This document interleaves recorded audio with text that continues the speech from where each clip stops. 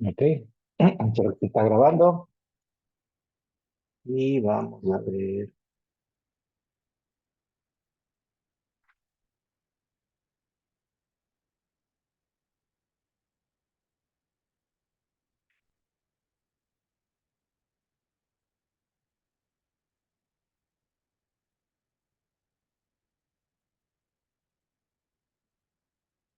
Ok,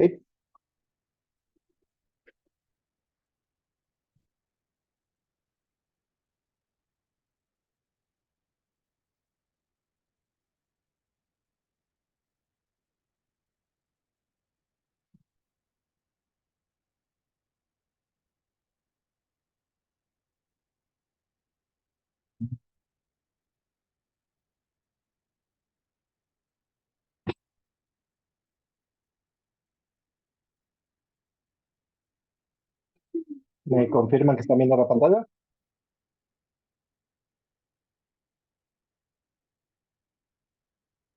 Sí, Sí, que Estudio de rutas. Ok, entonces desde ahí va el examen. Vamos a ver conceptos claves que tiene que ver. Es básicamente qué es el estudio de rutas, ¿cierto? El estudio de rutas es la selección entre, entre o la determinación de la mejor ruta que puede existir entre dos puntos, ¿ya? Y importante mencionar temas que respecto a la línea dependiente, por ejemplo, la línea dependiente, eh, ¿qué es exactamente? Porque aquí colocamos, teníamos algunos temas de restricción, pero un concepto muy importante para nosotros, que nos compete como materia, es la línea dependiente o línea de gradiente. ¿Ya? ¿Qué es? ¿Ya? Entonces, es básicamente una línea, ¿no? Que eh, se construye eh, a través de los puntos obligados del proyecto y conserva una pendiente uniforme especificada. Entonces, este es un concepto sumamente importante. El diseño es algo que tenemos que aprendernos, ¿ya? La línea de pendiente o línea de cero, ¿ya? ¿Por qué también se la conoce como línea de ceros? Se la conoce también como línea de ceros porque es una línea que si es que el proyecto se aproxima a esta, presentaría poco corte o poco relleno. Si yo adapto el proyecto vial a esta línea de pendiente, entonces tendría un proyecto más económico, ¿ya? Esa es la idea. Entonces, importante concepto, línea de pendiente, la que pasa por puntos obligados de proyecto, y conserva una pendiente uniforme especificada, ¿no? Entonces, esta pendiente obviamente puede ir variando a lo largo, pero tiene que estar especificada, ¿no? Quiere decir que no es que es algo arbitrario, es que yo siempre la voy eh, eh, definiendo, yo la voy definiendo mientras voy eh, generando mi, ¿ya? Entonces, ese es un concepto muy claro dentro de lo que es el diseño, ¿ya? Otros conceptos claros o básicos que nosotros estamos a conocer es en cuanto a eh, ya en el tema de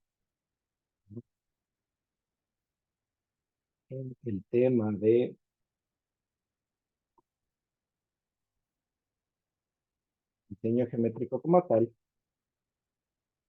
nosotros tenemos algunos conceptos muy claros que tenemos que tomar en cuenta, como el concepto de qué es el diseño geométrico como tal. Es un concepto muy básico, es una correlación entre los elementos físicos, características de los vehículos a través de matemática, física y geometría, que es lo que hemos hablado casi a lo largo de todo el semestre en cuanto a que, claro, como los vehículos tienen un comportamiento que se rige a las leyes de la física, nosotros a través de geometría y las matemáticas tratamos de resolver ese comportamiento generando un diseño que se acople a esas leyes físicas. ¿Ya? Y desde el punto de vista del problema, el otro concepto que es importante considerar es el de que es un problema de dos dimensiones dividido en un problema de tres dimensiones dividido en dos problemas de dos dimensiones. ¿Ah? Que son conceptos muy básicos de lo que es el diseño. Realmente son cosas que tenemos que ver. Y ciertos conceptos adicionales, como tomar en cuenta que el diseño horizontal es una proyección sobre el eje. Eso también tiene que estar súper claro dentro de nuestros conocimientos, que el diseño horizontal es una proyección sobre el eje horizontal, ¿ya? Y es obviamente una secuencia de eh, rectas que dominan tangentes y unidas por. ¿Ya? Entonces es un concepto muy básico que nosotros tenemos que comprender, ¿ya? De ahí, eh, tenemos que tener el diseño vertical, dice solo se considera la dimensión horizontal, es decir, saber que el diseño vertical eh, no considera o no es una proyección, sino que es únicamente una representación de el sube y baja de una vía respecto al abscisado o a la longitud que esta tiene. Pues no es propiamente una proyección, sino es una pseudo proyección del eje versus abscisado. Pues lo único que interesa en el caso de el diseño horizontal es básicamente el X y Y. Sabemos que en el diseño horizontal nosotros nos enfocamos nuevamente en el X y el Y. No vale. Y en el diseño vertical nos ocupamos de la Z, es decir, la cosa. Entonces es un concepto adicional que nos interesa conocer. ¿Ya? Dentro de los parámetros básicos, obviamente, el concepto más importante es el de la velocidad de diseño. ¿Ya? Entonces, la velocidad de diseño, básicamente desde el punto de vista técnico, es la velocidad máxima a la cual pueden circular los vehículos con seguridad en un camino, pero también es, desde un punto de vista más sencillo, más simple, la velocidad de diseño es la velocidad máxima, o es la velocidad seleccionada para determinar los elementos de diseño geométrico. ¿Ya? Entonces, cualquiera de los dos conceptos es válido. ¿Ya? La velocidad máxima a la cual pueden circular los vehículos con seguridad. Y la otra, desde el punto de vista de que cómo le aplicamos, es la velocidad que selecciona para determinar los elementos geométricos de la vía. Entonces, ese es un concepto muy importante dentro del diseño geométrico. ¿Ya? Ahora, en función de la velocidad de diseño,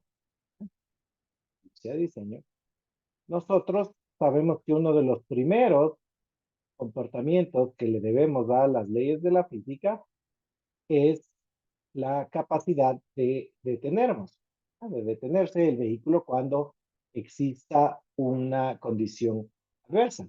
Entonces, la vía tiene que tener una visibilidad, que es una longitud continua hacia adelante, ¿no? De tal manera que yo pueda controlar los eventos adversos que pueden darse durante la actividad de conducción. ¿Ya? Las condiciones para la distancia de visibilidad son una altura de ojo de conductor de 1,15, una altura del obstáculo de 10 a 15 y un tiempo de percepción y reacción de 1,5 a 2,5 segundos. ¿Ya? El concepto más importante desde el punto de vista de visibilidad en la carretera como tal es la distancia de visibilidad de parada, que no es nada más que la distancia necesaria para que un vehículo pueda detener el mismo antes de llegar a un obstáculo físico. Entonces, esta distancia es la distancia que yo tengo que tener visible hacia adelante, de tal manera que cuando yo perciba que existe un objeto y en el tiempo que me demore en percibirlo y reaccionar, yo logre detener el vehículo cuando estoy circulando a la velocidad de diseño. Obviamente, si viene alguien y circula a otra velocidad más alta, ya está probablemente rompiendo la ley y ya no es algo que está calculado. Pero para la velocidad de diseño, la velocidad que tiene que operarse dentro de la vía, esa es la distancia que mide. Esa distancia de visibilidad tiene que cumplirse como parte del diseño. ¿Cómo se calcula esa distancia de visibilidad? Con dos componentes. La distancia de percepción y reacción, que es una distancia en la cual ha transcurrido un tiempo en el cual me he demorado en percibir ese objeto y en reaccionar. Y luego tenemos una distancia de frenado que ya depende únicamente ya de la interacción entre el vehículo y la carretera. Es básicamente una desaceleración desde que eh, salimos o desde que accionamos el freno hasta que terminamos con una velocidad ya igual a cero, ¿cierto?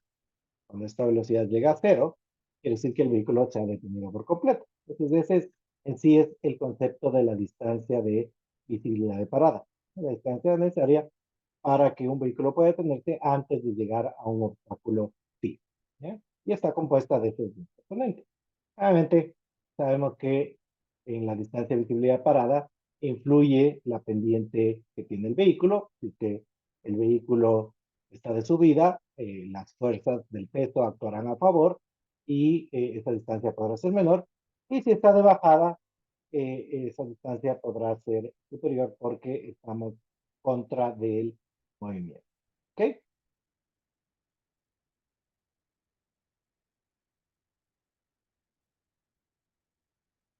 Y el otro concepto que tenemos de distancia de visibilidad es eh, el de la distancia de visibilidad de rebasamiento, que es la distancia necesaria para que un vehículo pueda rebasar a otro que marcha en el mismo sentido, en el mismo carril, por así decir, y que lo haga de manera segura y, claro, obviamente a vehículos que van a menor velocidad. Yo estoy en la carretera, me encuentro con un vehículo que va más lento y esto me permite eh, rebasar a ese vehículo y proceder con mi camino.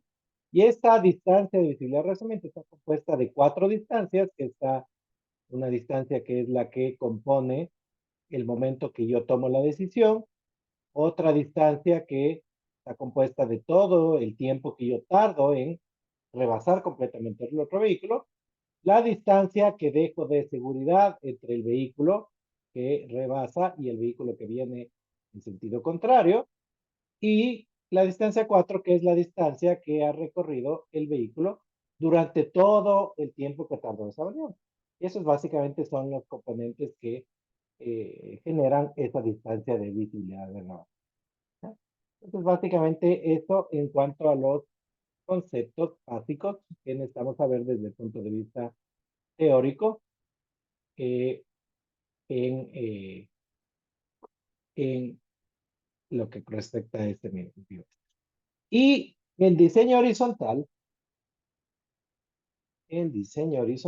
nosotros necesitamos comprender ciertos conceptos básicos,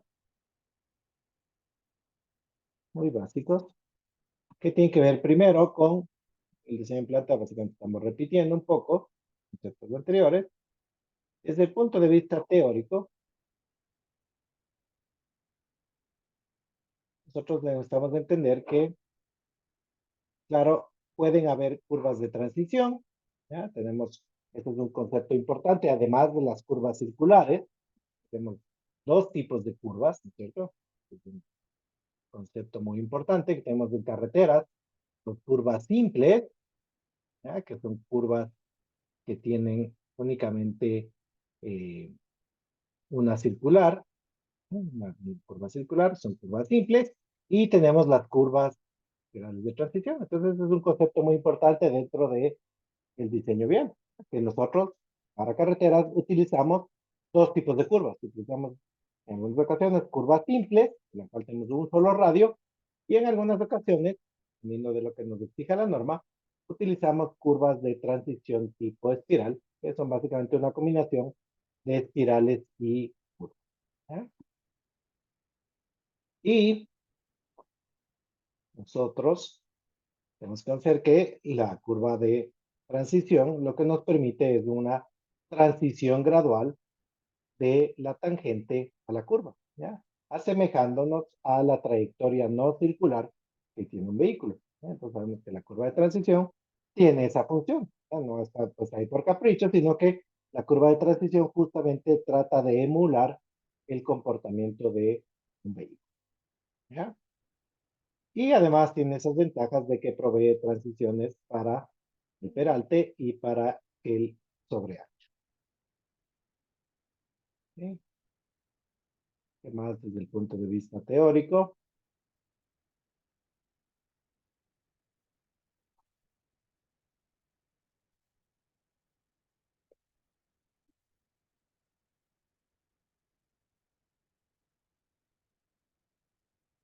Bueno, el concepto del abscisado también es un concepto bastante importante, lo utilizamos todo el tiempo, ¿ya? El abscisado es una abscisa, tanto una abscisa como una dimensión, ¿ya? Es básicamente la longitud acumulada de la distancia a lo largo del eje desde el inicio, ¿no? Entonces, este es un concepto también muy importante que podría tal vez consultarles porque es algo que tenemos que conocer, tenemos que tener muy claro dentro del diseño vial. ¿Qué es el abscisado? El abscisado es la distancia continua a lo largo del eje, ¿no? Que también marca la posición. ¿Ok? Y eso, y finalmente de la última clase tenemos, tenemos clase de antes,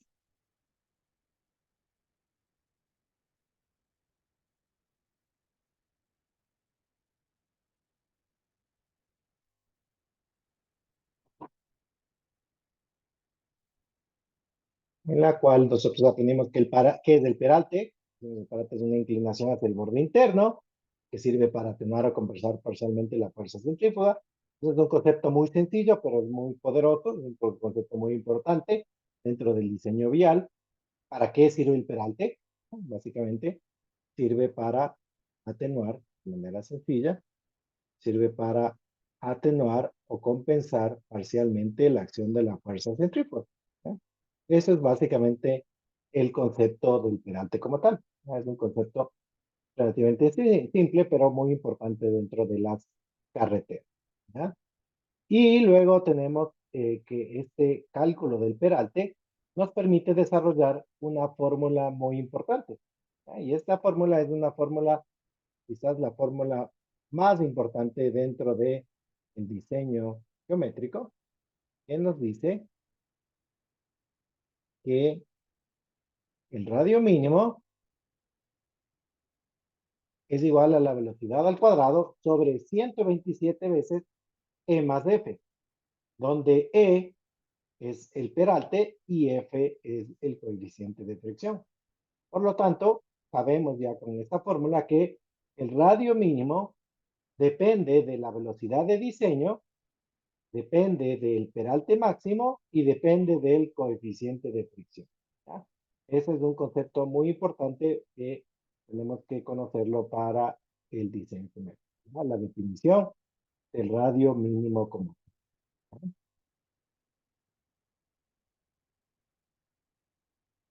¿Ok?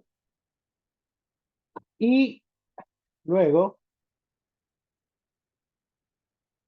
vimos algo del peralte, valores máximos, etcétera. Y los otros conceptos teóricos muy importantes son eh, que yo sepa que el peralte y la fricción se distribuyen a medida que las curvas van aumentando de radio. Es decir, yo voy disminuyendo tanto el peralte y la fricción para poder compensar la fuerza y evitar que los vehículos a su vez no vayan a velocidades excesivas cuando yo utilizo radios superiores al mínimo. Y adicionalmente, yo puedo saber que eh, dentro de los conceptos de peralte es que cómo se desarrolla. ¿Ya?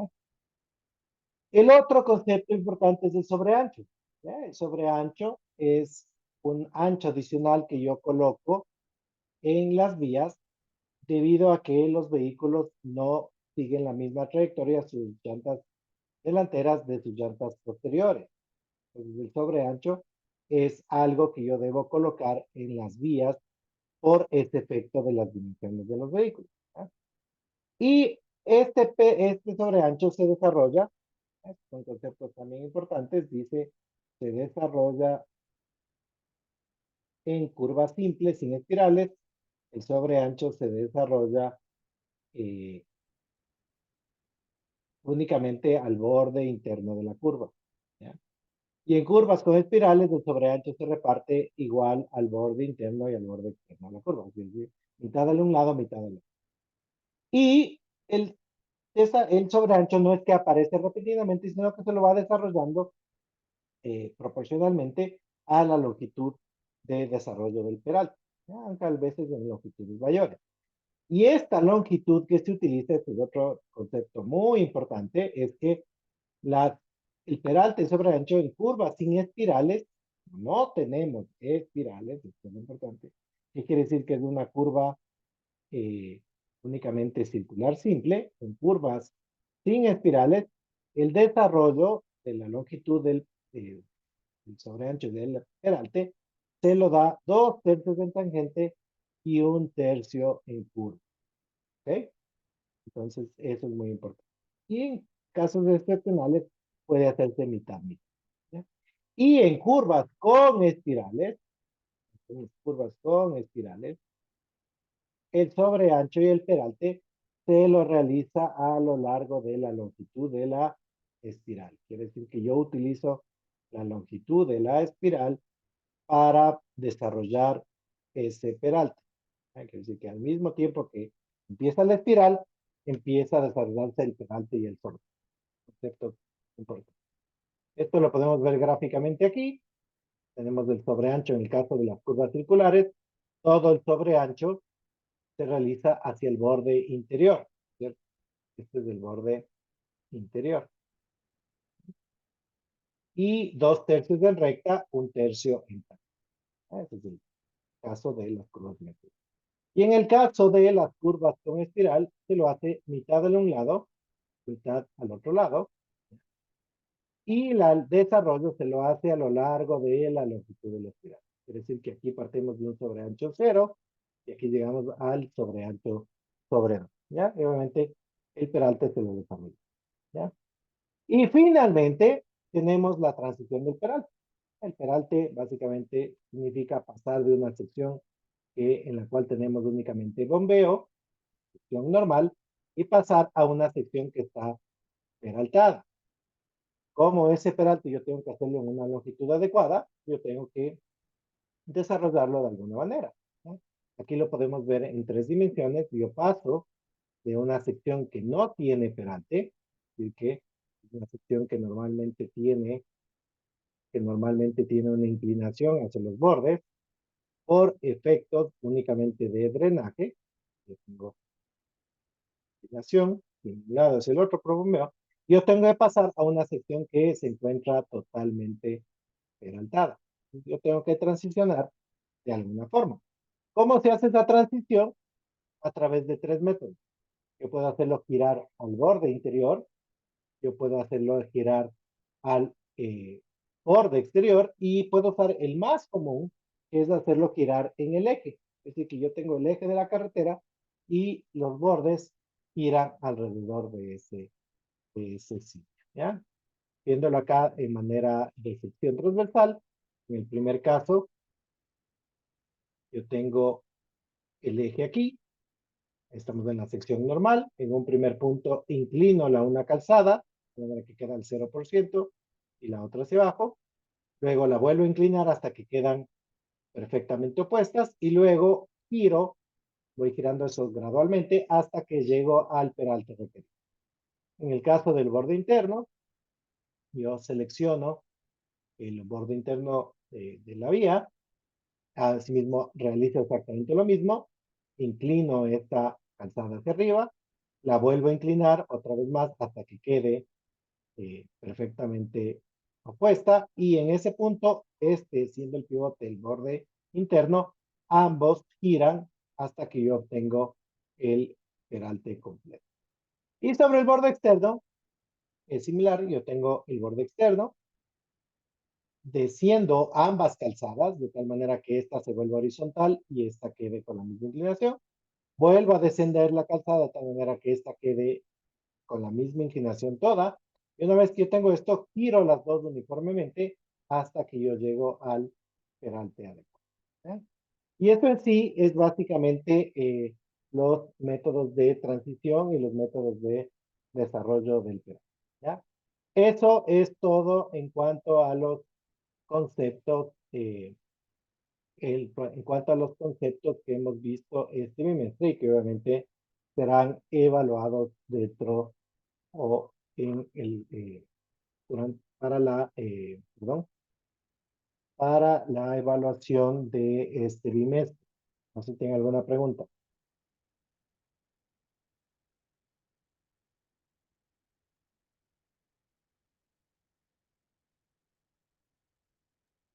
Profe, no sé si tal vez podría repetir lo del sobreancho. Ok, ¿qué parte exactamente? ¿Todo el sobreancho o solo alguna parte? No, el último, ese gráfico. Lo de la transición de Peralta. Ok, Inge, disculpe, o sea, el sobreancho es un ancho adicional que se usa porque los vehículos no tienen la misma trayectoria. correcto. Mira, entonces vamos al gráfico, ¿no?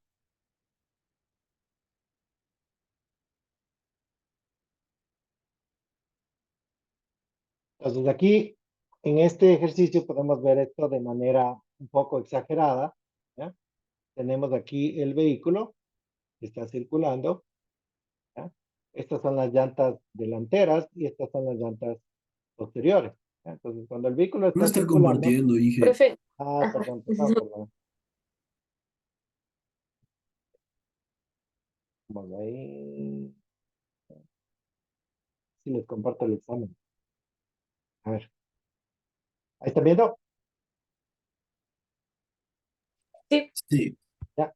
Entonces, el sobreancho, decimos, cuando yo tengo un vehículo, aquí estoy exagerando las dimensiones, las llantas delanteras siguen una trayectoria diferente a las llantas posteriores, ¿ya? Entonces, este vehículo que aquí solo ocupa una dimensión A, ¿no? En la curva va a ocupar teóricamente una dimensión S adicional. Obviamente aquí estoy simulando un vehículo grande que no tiene ninguna articulación, pero efectivamente si lo analizo de manera sencilla, eso es lo que va a pasar. Yo tengo el radio que sigue la llanta posterior y la llanta delantera tendrá otro radio. Esa diferencia me va a generar una necesidad eh, de que yo tenga un ancho adicional. Entonces, efectivamente, los vehículos, especialmente los vehículos pesados, los vehículos, eh, los camiones, ocupan bastante más ancho en curva que en recta. Entonces, yo tengo que tomar en cuenta eso al momento de diseñar. Eso, al momento de diseñar, significa que yo tengo que considerar un ancho que va a estar especificado por una normativa, que es la MTOP, ¿ya? Y eso yo tendré que desarrollarlo de alguna forma. Obviamente, el sobreancho yo lo necesito en la curva, ¿ya? En la curva lo necesito, pero como yo tengo dos tipos de curvas, ¿ya? Quiere decir que en cierto tipo de curvas yo desarrollaré todo el sobreancho solo hacia el interior de la curva. Eso es una costumbre. No está normado en en el MTOP, pero en otros sitios es un poco permisible el que yo lo haga a ambos bordes o solo hacia el interno. En nuestra normativa está específico que en curvas simples siempre sea hacia el interior, desde la parte más cerrada de la curva. En las curvas que tienen espirales, el sobreancho necesario, digamos, puede que yo requiera 2, 3 metros de sobreancho, se lo reparte mitad-mitad. La mitad al un borde, la otra mitad al otro. ¿Ya? Y es importante que el desarrollo del sobreancho y del peralte se lo hace siempre simultáneo, ¿ya? Porque son cosas que están relacionadas directamente, ¿no? Tienen que ver con la curva. ¿Ok? ¿Cuál es la longitud que yo necesito para desarrollar? En curvas sin espirales, es decir, en curvas simples, 2 tercios en la recta, 1 tercio en la curva. Obviamente en la curva yo ya necesito tanto el sobreancho como el peralte. Dice, como no hay una transición, pues dice, ok, 2/3 de esa necesidad la hacemos en la recta y 1/3 en la curva, porque sabemos que al inicio de la curva el vehículo todavía no va a estar con la necesidad completa del peralte ni del sobreancho, ¿no? Porque sabemos que la trayectoria del vehículo no es perfectamente circular, ¿no? Ahora, en el caso de la espiral, que sí estamos justamente haciendo esa transición del vehículo entre la recta y la curva, ahí el sobreancho y el peralte sí se lo realiza a lo largo de la longitud de la espiral. En el primer caso, curvas circulares, 2/3 de la transición en la recta, está el punto de curvatura, y 1/3 de esa longitud que yo necesito se lo hace en la curva. Y todo hacia el borde interior. En el caso de las curvas con espiral, la transición se lo hace a lo largo de la longitud de la espiral, ¿ya? LE, y mitad y mitad. ¿Ya? Eso básicamente en cuanto al sobre. ¿Alguna pregunta?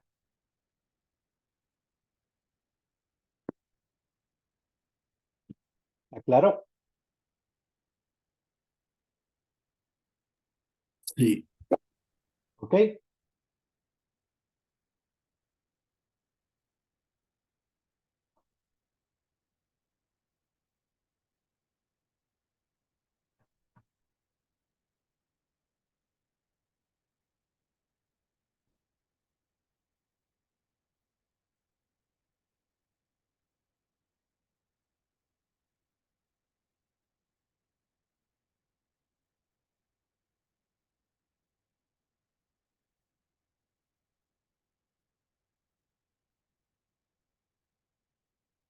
Ok, ahora, ¿qué podríamos esperar en cuanto a ejercicios?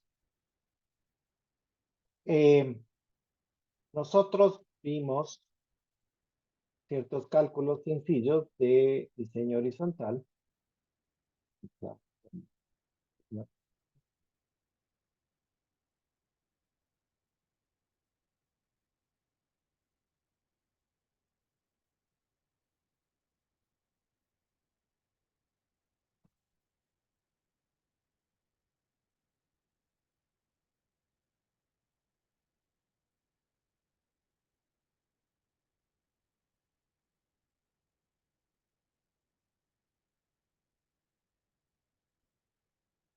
Ok, nosotros vimos de diseño.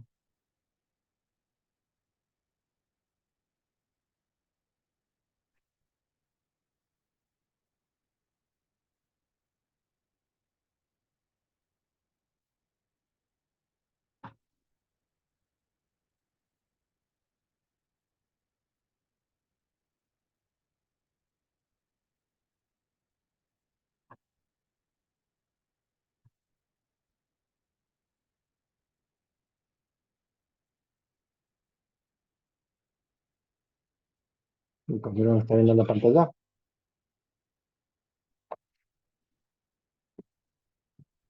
Sí. ¿Ok? Sí, Inge.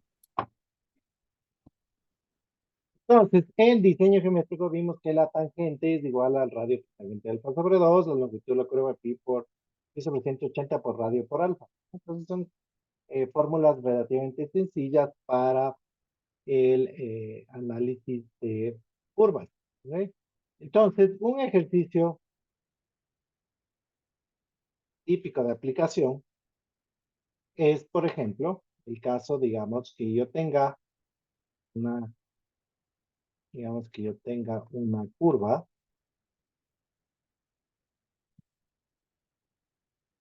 que tenga una carretera, que tenga esta configuración, yo determiné mi PI, y están viendo la pantalla, Sí. ¿sí? Y sí. digamos que ustedes tengan una restricción aquí física, que ustedes tengan una casa que ustedes no quieren topar, ¿ya? Y nos digan, por ejemplo, nos den este dato de distancia, ¿ya? Esa distancia, ¿a qué te podría aproximar? ¿Quién me dice? Al external. ¿Ya? Podría ser la external, pero no necesariamente, ¿no? Es una Únicamente lo que yo he logrado medir en campo es que la distancia entre el PI y el borde de la casa es de un valor dado. ¿Ya? Y yo luego quiero pasar una carretera que tenga el radio máximo posible. ¿Ya? Yo quiero que esta carretera tenga el radio máximo posible para con esa restricción. ¿Ya? ¿Y qué pasa si es que a mí me dicen que la carretera tiene un ancho total ya con sus elementos, ya, con sus cunetas, espaldones, nos dicen que la carretera tiene un ancho total de 12 metros. ¿Ok? Imaginémonos que este es el caso de esta carretera. ¿Ya? Entonces, nos dicen que tengo una distancia, digamos, tengo un alfa. El programa dice, tengo un alfa de 65 grados. Tengo un valor de una distancia, que no es la externa propiamente, de eh, eh, 7.25 metros, ¿ok? Y sé que el ancho total de la vía es de 12 metros. Y nos dicen que yo quiero colocar el radio máximo sin que la carretera le tope a esta casa, ¿no? Y quiero saber cuánto es el radio máximo que yo puedo sacar. Entonces, está bien, esta distancia yo la vi y la está marcado, está similar al external, pero no es propiamente el external. ¿Por qué razón no es la external?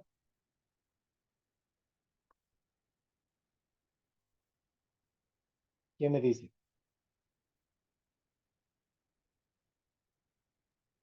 Pues voy a Porque hacer no un dibujo. Voy la, la a ver, calle, ¿quién me dice? porque no está en el centro, debe estar en el centro de Correcto, la calle. correcto, no está en no está en el centro de la vía, ¿no? Entonces, si yo veo una vía como tal, yo tengo la vía aquí y tengo los bordes de la vía, ¿no es cierto? Entonces, si yo me hago un gráfico así, este de aquí es el eje de la vía, lo que yo estoy queriendo calcular, ¿ya? Y yo estoy calculando una distancia, o a mí me han dado como dato una distancia que es máxima hasta aquí, porque aquí ya tengo la casa, ¿no? Aquí mi límite extremo es que aquí estará la casa, ¿cierto? Entonces, la external, si que este es del PI, este punto es del PI, la external, ¿hasta dónde va? ¿Hasta el borde o hacia el eje? Al eje. Al Al eje. eje, ¿no es cierto? Entonces, si yo me hago este gráfico, yo sé que el external va hasta el eje.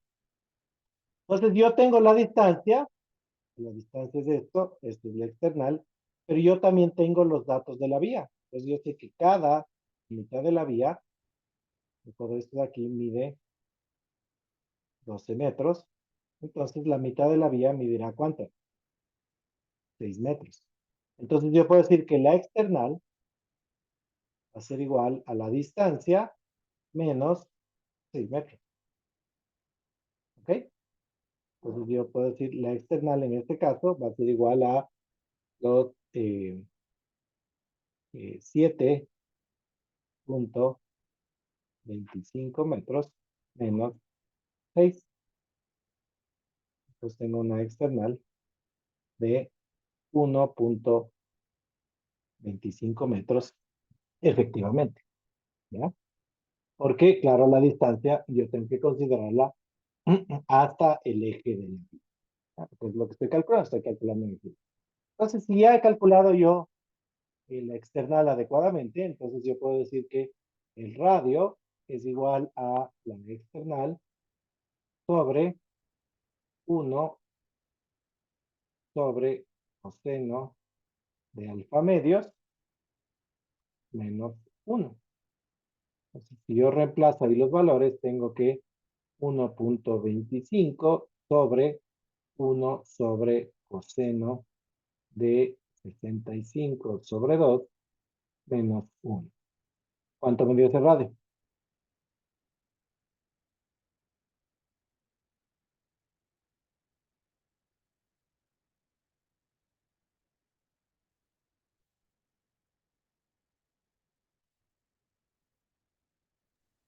6.73. 6.73. ¿Ok? Entonces, me dio un radio pequeñito. Yo tendría que revisar si es que ese radio es suficiente para mi velocidad de diseño. Probablemente no.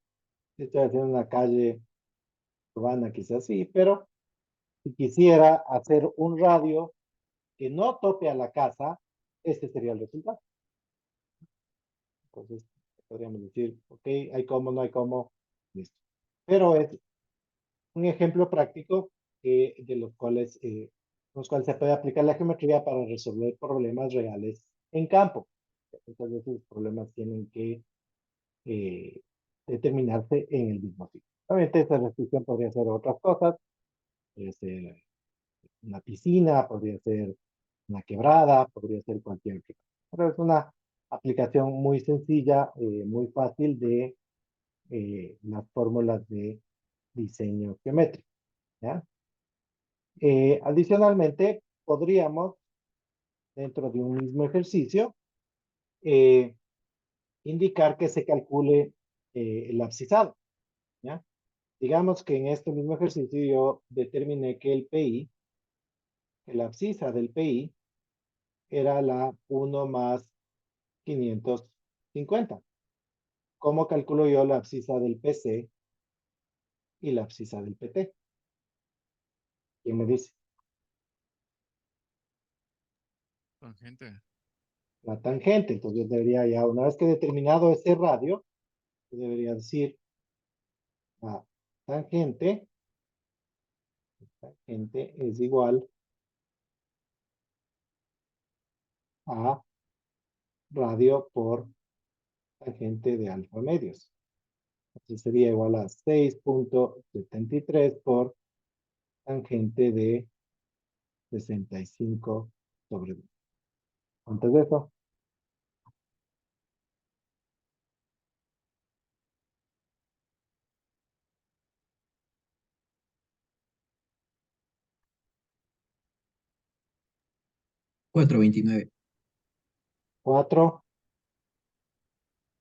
429.29.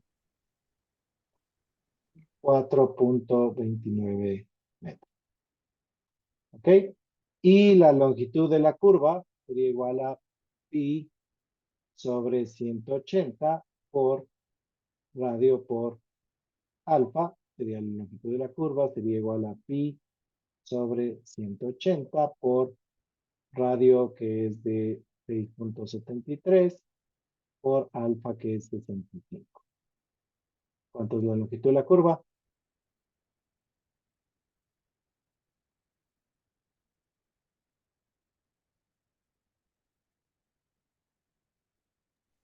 7.63.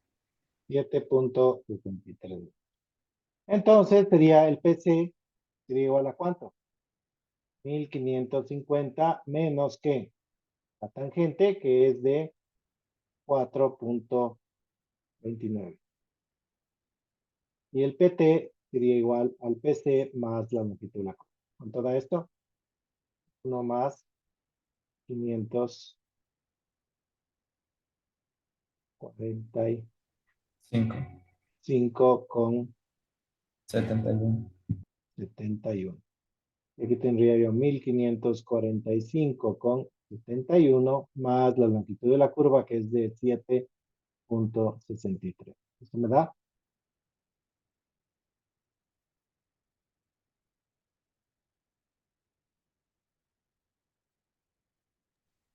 1553.34. 24. Me dio que el PC y el PT fue 1 más 553.34. Pues básicamente ese es el cálculo de una curva relativamente sencilla. ¿Ya? ¿Qué más podríamos ver en cuanto a ejercicios? Básicamente en cuanto a curvaturas tenemos esos dos tipos de problemas. Resolver la curva como tal completa, calcular los puntos principales, calcular en base a algún parámetro como la external, ¿ya? Ese tipo de cosas. ¿Ya? Eh, Adicionalmente, habíamos visto en las notas de clase, visto que Inge, disculpe, pero aquí el sí, PI usted nos da como dato. sí, Ya. ¿ya? Otro tipo de ejercicio que podría hacerse, que obviamente es un ejercicio también sencillo, es Profe, el ¿sí? no, de que sí le puede dejar ahí un ratito, un segundito, en el ejercicio. Ese. Sí, gracias, Inge.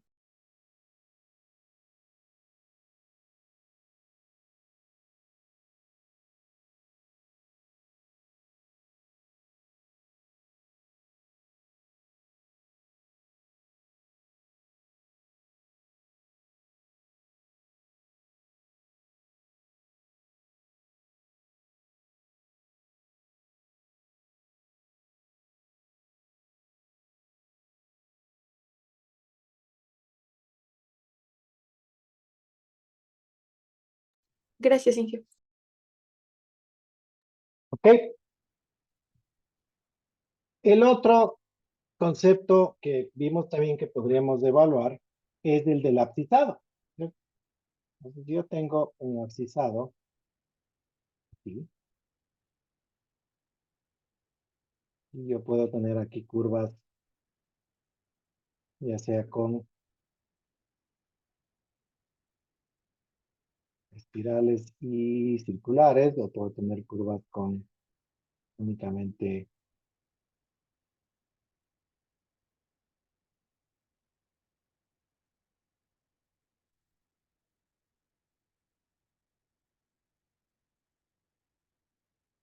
únicamente curvas con,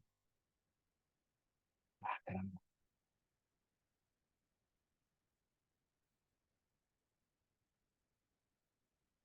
únicamente curvas con circulares, ¿ya?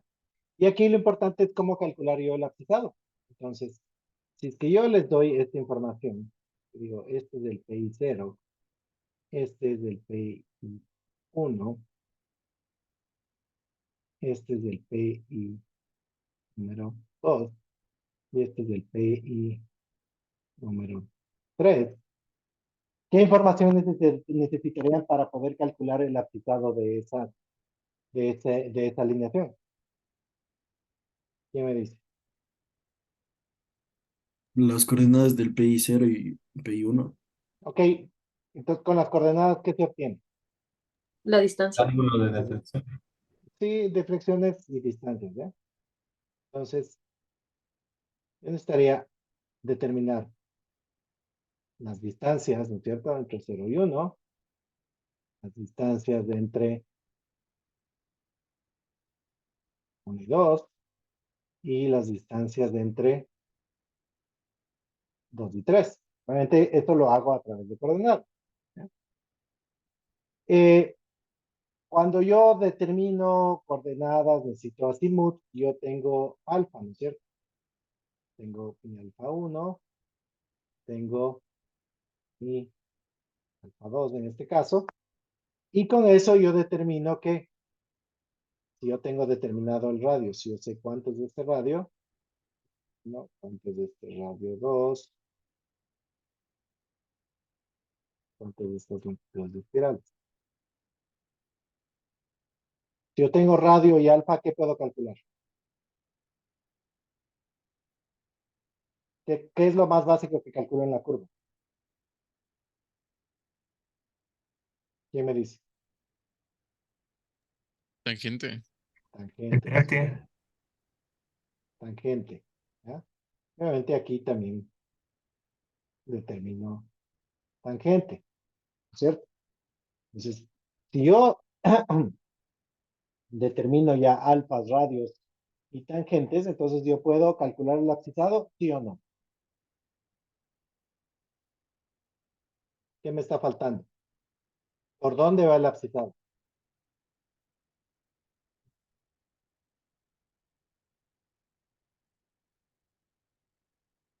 La ¿Qué me está longitud de curva. longitud de curva, ¿no es cierto? Entonces yo necesito aquí longitud de circular y aquí obviamente también necesito longitud de circular. ¿Ok?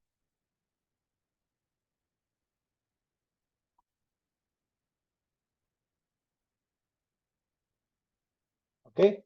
Entonces, si yo tengo todos esos parámetros, los que estoy marcando aquí, yo tengo las distancias, tengo longitudes de curva, tengo tangentes, tengo distancias, tangentes, longitudes de curva, longitudes de espiral.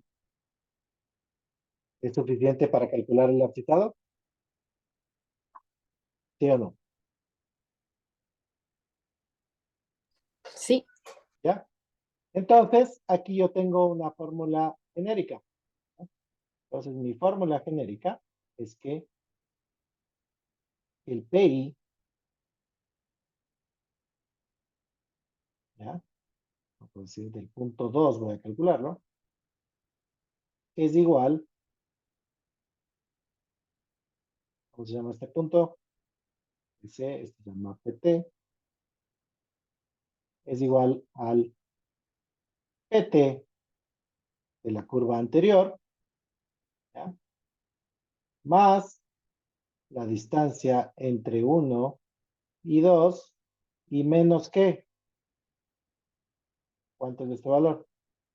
Tangente de curva 1, ¿ya?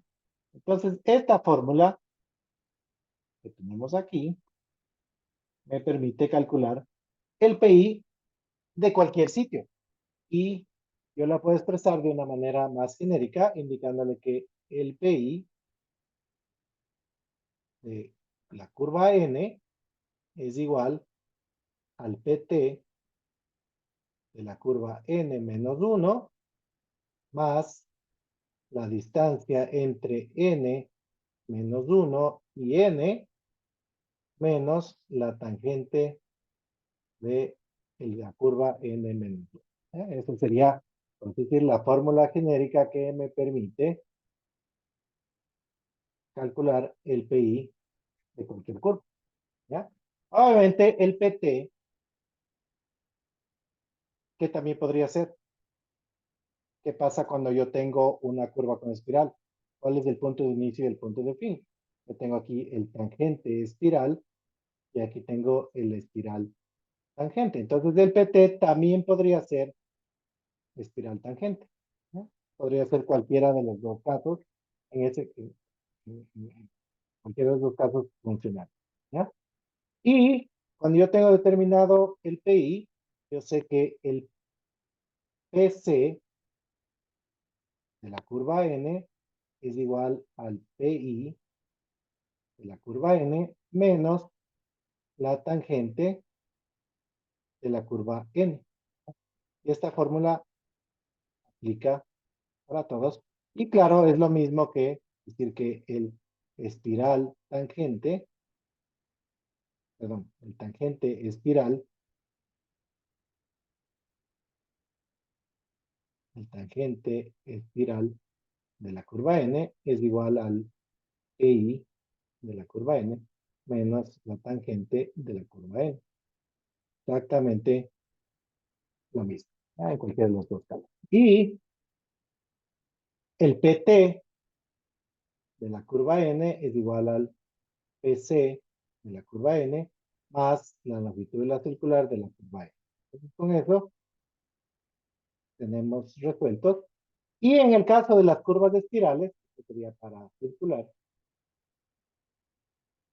en el caso de espirales yo tendría que el ET de la curva N es igual al TE de la curva N más que longitud de espiral más longitud de la circular N más longitud de espiral de la curva. Entonces,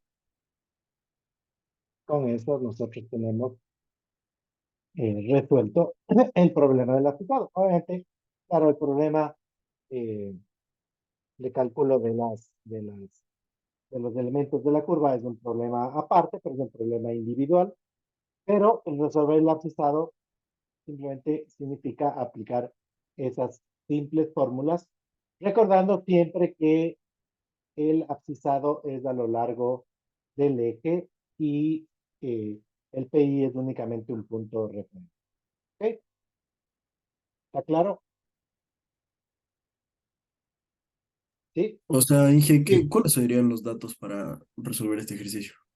Depende cómo me levante de gene. Por la duración del examen, probablemente tendrías la mayoría de datos. No creo que tengamos tiempo en el examen de ponernos a calcular una curva espiral. Pero tendrías los suficientes datos para poder resolver el ejercicio rápidamente. Esa sería la respuesta. No vamos a hacer cálculo de coordenadas y esa es la preocupación. Eso es un tema que no es difícil, pero es muy largo. Pues no haremos un cálculo de coordenadas ni un cálculo de azimut. Por ese lado va la pena. ¿Ok?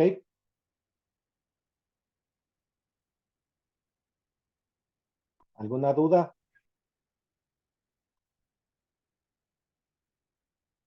No, ¿Ok?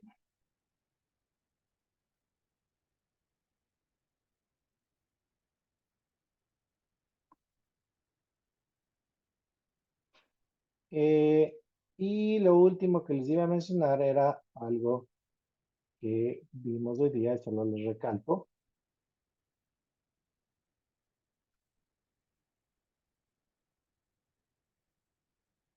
Y veíamos, decíamos hace un momento, decíamos que esta fórmula es la fórmula del radio mínimo, la cual yo aplico únicamente para determinar el radio mínimo de la curva, ¿no? Obviamente yo podría despejar esta fórmula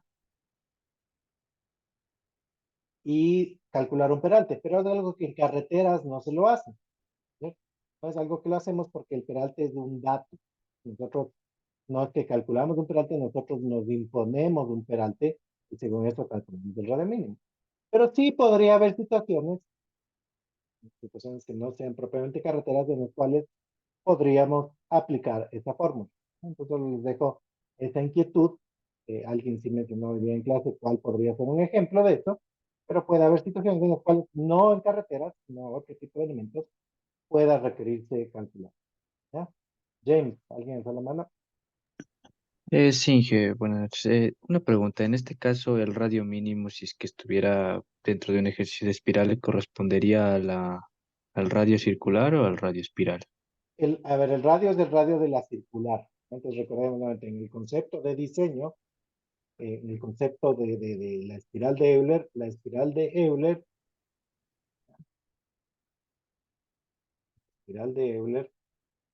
es una espiral que parte de un radio infinito. Un radio infinito, ¿qué quiere decir? Que es básicamente una recta, ¿ya? Es un radio tan grande que se aproxima a una recta. Y este radio va cambiando hasta que llegamos al radio de la curva circular, ¿ya? Ese es en sí el concepto de la espiral de Euler como tal, ¿ya? Es decir, que es un radio que varía desde infinito hasta grande. Por eso las fórmulas son complejas. Obviamente las fórmulas no es algo que tienen que preocuparse porque el tema de cálculo en espiral es un tema que no vale la pena resolver el examen. Nos podemos pasar una media hora calculando una espiral en un ejercicio un tanto inútil. Ya lo importante es que sepan cómo aplicar esas fórmulas en un archivo Excel. Eso sí es importante que lo hagan para sus trabajos futuros. ¿Ok?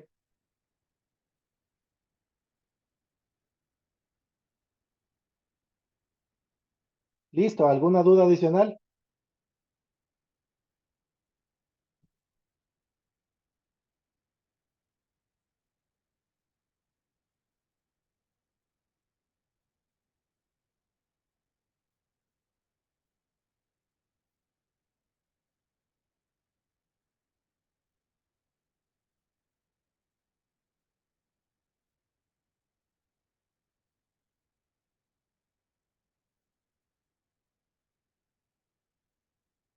¿Está claro?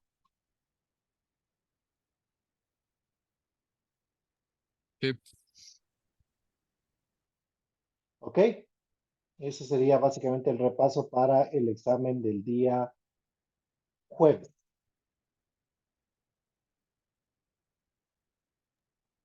Gracias, Inge. ¿Ok? Gracias, Una buena noche.